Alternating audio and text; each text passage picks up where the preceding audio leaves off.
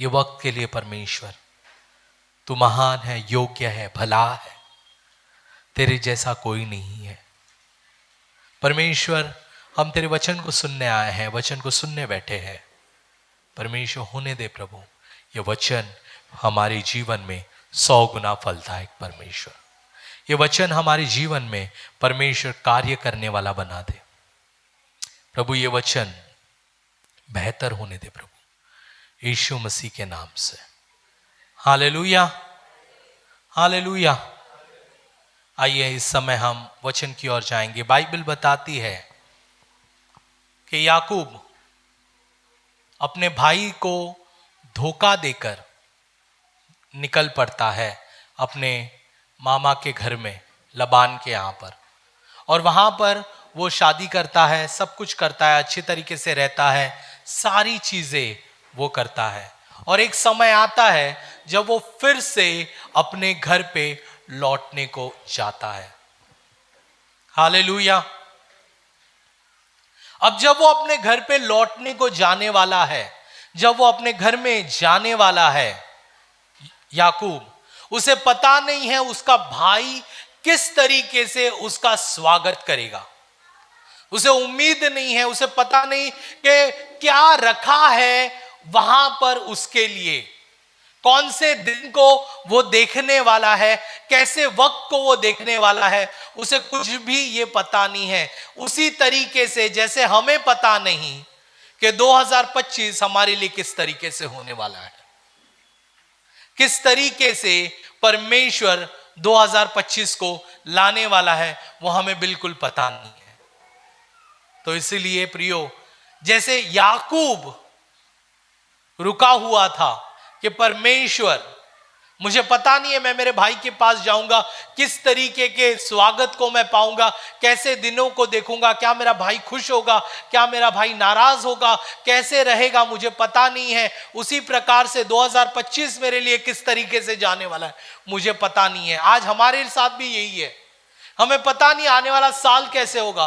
पिछले कई साल हमारे खराब है, पिछले कई साल हमारा दुख में है। हम सोचते हैं आने वाला साल अच्छा होगा, लेकिन हम सोचते हैं ये पिछले साल भी सब खराब है, तो कैसे होगा हमारे साथ।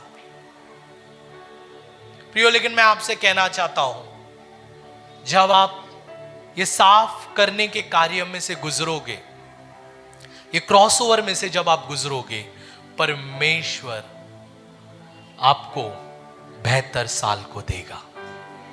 हालेलुया। कितने लोग विश्वास करते हैं कि प्रभु हमें एक बेहतर साल को देगा।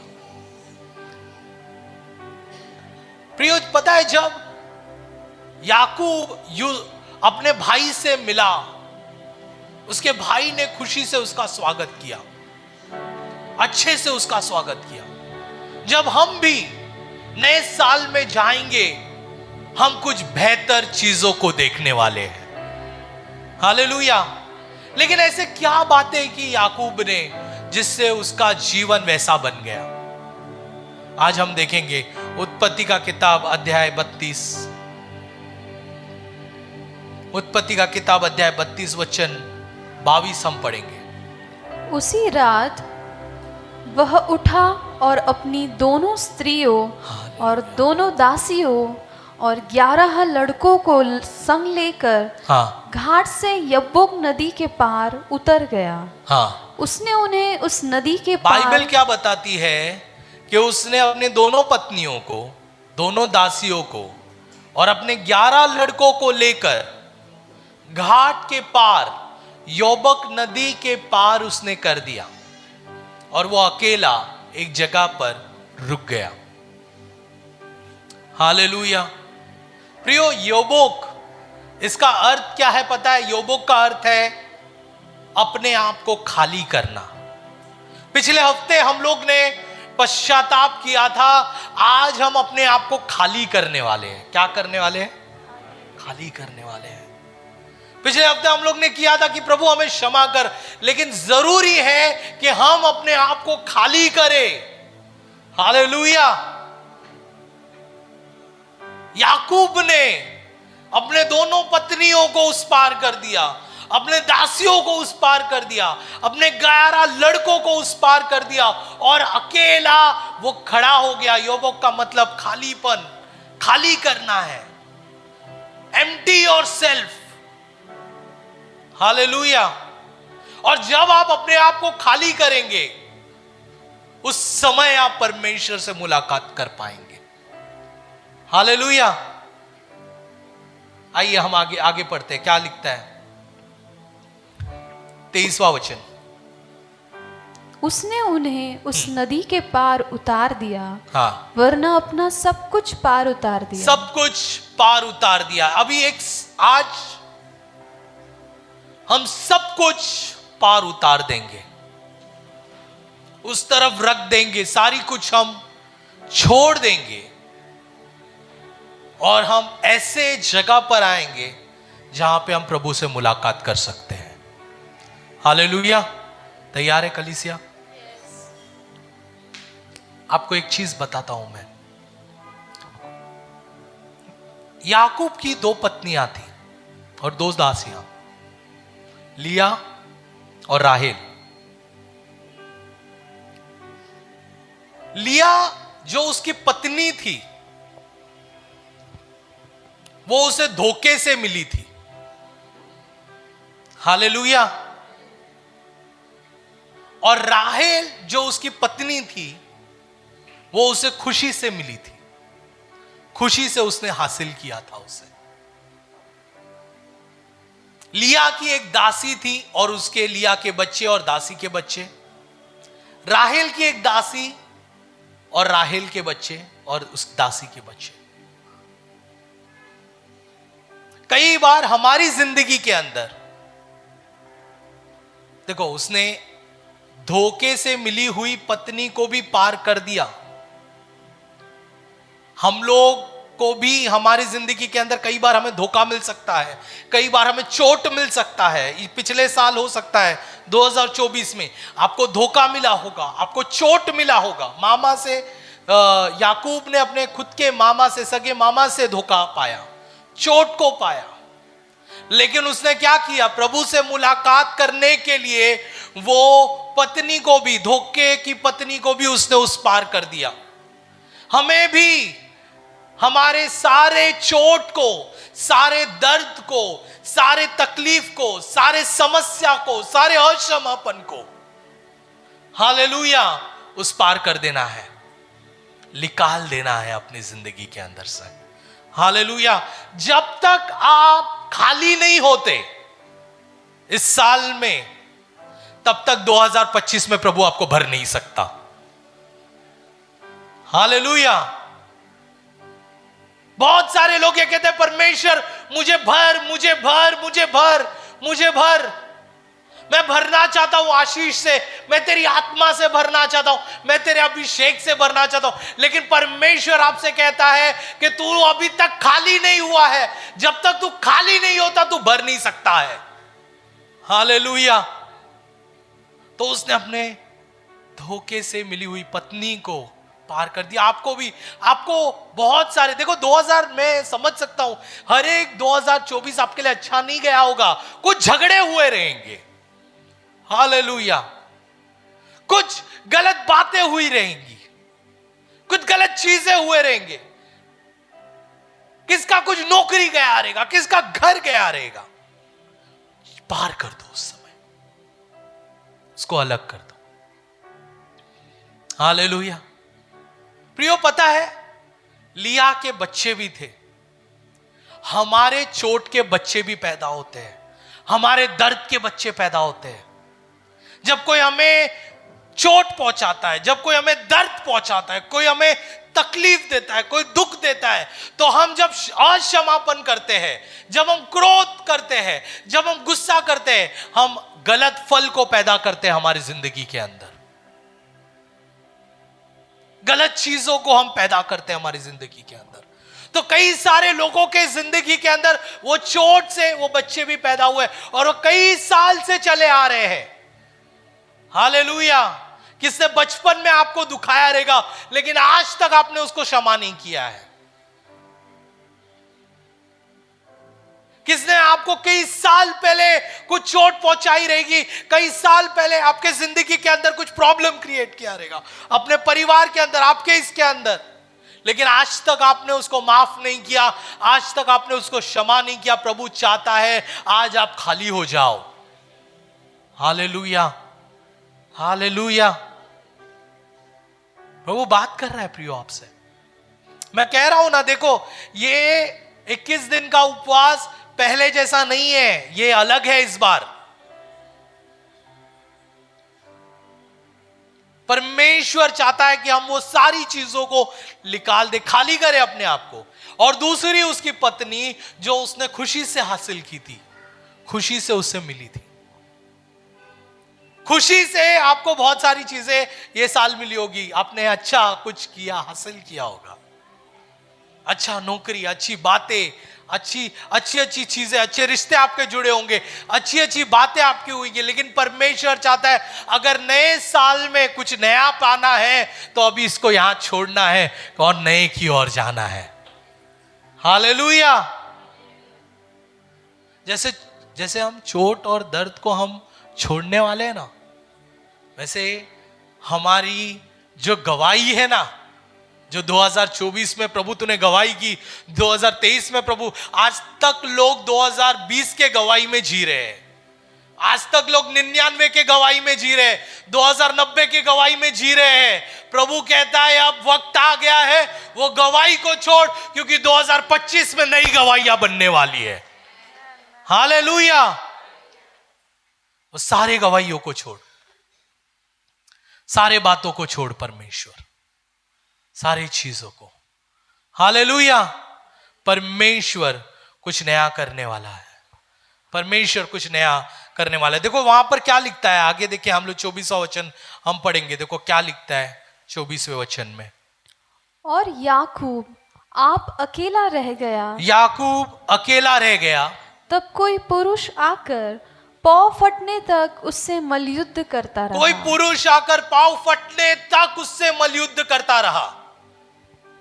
बाइबल बताती है जब वो अकेला रह गया, एक पुरुष आया, एक व्यक्ति आया और उससे लड़ाई करने लगा। वो कौन वो व्यक्ति है?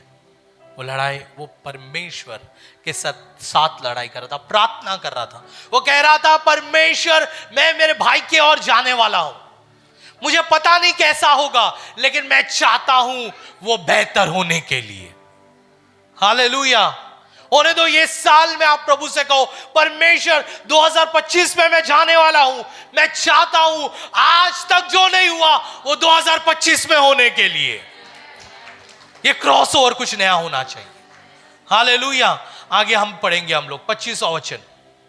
जब उसने देखा हाँ, कि मैं याकूब पर प्रबल नहीं होता, जब उसने देखा मैं याकूब पे प्रबल नहीं हो पाया, तब उसकी जांघ की नस को छुआ, उसकी जांघ की नस को छुआ, और याकूब की जांघ की नस उससे मलयुद्ध करते ही करते चढ़ गई। हाँ आगे। तब उसने कहा मुझे जाने दे, क्योंकि भोर होने वाला है। हालेलुया। हाँ। और याकूब ने कहा हाँ। जब तक तू मुझे आशीर्वाद ना दे, जब तक तू मुझे आशीर्वाद ना दे, तब तक मैं तुझे जाने ना मैं दूंगा। तुझे जाने नहीं दूंगा। फिर और उसने याकूब से पूछा तेरा नाम क्या है? आपका आशीर्वाद आपके नाम से जुड़ा हुआ है। हालेलुया। इसने बताया नहीं होगा ना, मैं आज आपको बताता हूं। आपका आशीर्वाद आपके नाम से जुड़ा हुआ है। हालेलुया। पता है प्रभु क्या कहता है? प्रभु कहता है मैंने हथेली पे तेरा नाम लिखा है। क्या आपका नाम प्रभु के हथेली पे लिखा हुआ है? क्योंकि अगर परमेश्वर की हथेली पे आपका नाम लिखा है, हालेलुया, तो आप आशीर्वादित हैं। मैन याकूब से कहा कि तेरा नाम क्या है? वो क्या बोलता है? उसने कहा याकूब। उसने कहा तेरा नाम अब याकूब नहीं परंतु इज़राइल होगा। वो कहता है मेरा नाम याकूब है। परमेश्वर से पता है वो उस समय ऐसे स्थान पे आ गया जहां पर वो परमेश्वर के सामने हर एक चीजें कबूल करने लगा। याकूब का मतलब है धोखा देने वाला। वो प्रभु से कहने लगा, परमेश्वर मेरा नाम याकूब है, मैं धोखा देने वाला हूं।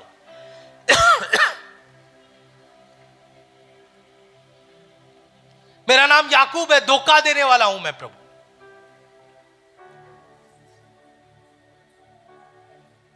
लेकिन परमेश्वर कहता है, क्योंकि तू मेरे सामने आया, तूने अपने आप को खाली किया, तूने अपनी सच्चाई मुझे बताई, इसलिए तू अब धोखा देने वाला नहीं है, लेकिन मैं तुझे कईयों का पिता बनाने वाला हूं। हालेलुया। जैसे आप परमेश्वर के सामने आते हो, आज क्यों ना हम प्रभु के सामने आए तो हम परमेश्वर से कहे, प्रभु मैं सही होना चाहता हूं, I want to be real. मुखोटा पहनकर हम हर जगह पर घूमते हैं, लेकिन अब हमें मुखोटा नहीं पहनना है, हमें परमेश्वर के सामने सही आना है। हालेलुया।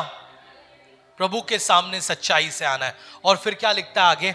उसने कहा, तेरा हाँ। नाम अब याकूब नहीं, हाँ। परंतु इज़राइल होगा, क्योंकि तू परमेश्वर से और मनुष्यों से भी युद्ध करके प्रबल हुआ है। याकूब ने कहा, मैं विनती करता हूँ, मुझे अपना नाम बता। हाँ। उसने कहा, तू मेरा नाम क्यों पूछता है? तब उसने उसको वही आशीर्वाद दिया। आशीर्वाद दिया। तब याकूब ने यह कहकर उस स्थान का नाम पनीएल रखा। पनीएल रखा कि परमेश्वर को आमने सामने देखने पर मैंने भी परमेश्वर को आमने सामने देखा है। पनीएल का मतलब है मैंने प्रभु को आमने सामने देखा। हालेलुया। परमेश्वर चाहता है, देखो हमारे प्रभु के अंदर खासियत क्या है पता है? प्रभु के अंदर ये खासियत है कि वो आपसे बात करना चाहता है। प्रभु के अंदर ये खासियत है कि वो आपको सुनना चाहता है। बहुत सारे लोगों के पास आपको सुनने का टाइम नहीं है, लेकिन मैं आपसे कहना चाहता हूं, हमारा परमेश्वर आपको सुनना चाहता है। जो आप कहोगे वो सुनेगा। हालेलुया। याकूब ने परमेश्वर को आमने सामने देखा और प्राण भी बच गया। फिर पनीएल के पास से चलते चलते हाँ। सूर्योदय हो गया। हाँ। और वह जांग से लंगड़ता था। बाइबल बताती है कि याकूब को जब वहां से वो निकला तो वो लंगड़ते हुए गया। कैसे गया वो? क्यों लंगड़ते हुए गया? क्योंकि जब वो लड़ रहा था प्रभु से, जब वो लड़ रहा था तब उसके जांग की एक नस को खींचा गया, और जांग के नस को खींचने के बाद वो जिंदगी भर लंगड़ता रहा। See there is a deep understanding, आपको समझना जरूरी है। हर चीजें आत्मिक और इशारा करती है। आशीर्वाद देने से पहले परमेश्वर ने उसे उसके जांग के नस को खींचा ताकि वो झुक जाए। जब तक आप झुकोगे नहीं, जब तक आप नीचे नहीं आओगे, तब तक आप आशीर्वाद को पा नहीं सकते हो। हालेलुया। और यहां पर उसके जांग को नस को खींचा, वो अब सीधे तन कर चलता नहीं रहा। याकूब जब आया, जब एंट्री किया होगा उस स्थान पे, उस क्षेत्र में, तो तन कर वो एंट्री किया, लेकिन जब वो लौट रहा है वहां से तो वो तन कर नहीं जा रहा है, वो झुक कर उधर से निकल रहा है, क्योंकि वो अब लंगड़ा हो चुका है। वो उसका जांग पे नस चढ़ गई है, वो अब झुक कर गया है। मतलब हो सकता है 2025 में आप तन कर खड़े हो, कहते हो कि मैं सब कुछ कर सकता हूं, लेकिन परमेश्वर चाहता है कि 2025 में से पहले आप झुक जाओ, आप नम्र हो जाओ। हालेलुया। क्योंकि जो व्यक्ति झुकता है, बाइबल क्या बताती है? मेरे राज में जो अपने आप को छोटा बनाएगा मैं उसे ऊंचा करूंगा। हालेलुया। और जो अपने आप को ऊंचा करता है मैं उसे नीचा करूंगा। हालेलुया। अगर आपको ऊंचा उठना है तो आपको झुकना पड़ेगा। हालेलुया। आपको नीचे उतरना पड़ेगा। आपको आपका घमंड को तोड़ना पड़ेगा, एम्प्टीनेस, आपको सब चीज को खाली करना पड़ेगा। हालेलुया। कि जैसे आप खाली करोगे आप आशीष के हकदार बनोगे। क्यों ना इस समय हम खड़े हो जाए, एक 10-15 मिनट हम देखो, पिछले हफ्ते हम लोग ने पश्चाताप को लिया है, पश्चाताप किया है, बट वो काफी नहीं है, वो काफी नहीं है। हमें खाली करना जरूरी है। अच्छी बात। प्रभु की स्तुति हो। मैं विश्वास करती हूँ कि इस वीडियो के द्वारा आपने आशीष पाई है। ऐसी कई वीडियोस को देखने के लिए आप हमारे चैनल को लाइक, शेयर और सब्सक्राइब कर सकते हैं। आप हमारे इंस्टाग्राम और फेसबुक पेज को भी फॉलो कर सकते हैं। प्रभु आपको आशीष दे।